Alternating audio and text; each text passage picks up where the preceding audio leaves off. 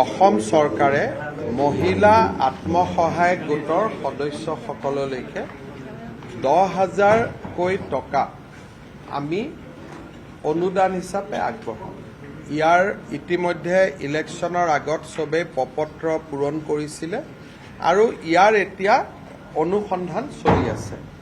আৰু মই যিমান দূৰ জানো প্ৰায় 35 লাখ মহিলাই 10,000কৈ টকা পাব, তাৰমানে 3,500 কোটি টকা। আৰু এই 10,000 টকা ঘূৰাই দিব নালাগে। এতিয়া নেটফিয়ে যদি ইয়াৰ ভিতৰত যিসকল বিচাৰে তেওঁলোকক যদি 15,000 টকাৰ এটা লোন দিব পাৰে, তেতিয়াহ'লে মহিলাসকলে 25,000 লগ লাগি কিবা এটা ভাল কাম কৰিব পাৰিব।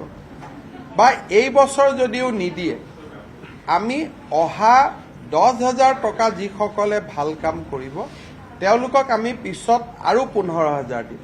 তেতিয়া যদি নেটফিয়ে লগত 10,000 টকা এটা লোন দিব পাৰে, তেতিয়া মহিলাখিনি উপকৃত হ'ব। কিন্তু নেটফি ইমান ডাঙৰ অনুষ্ঠানো নহয় যে সকলোকে দিব পাৰিব। গতিকে আমি গোটেইকেইটা নেটফি আৰু বেলেগ বেংকসমূহৰ লগতো কথা পাতি আছো যে চৰকাৰৰ টকাখিনিতো সুদো দিব নালাগে, ঘূৰাই দিব নালাগে, অনুদান হ'ব।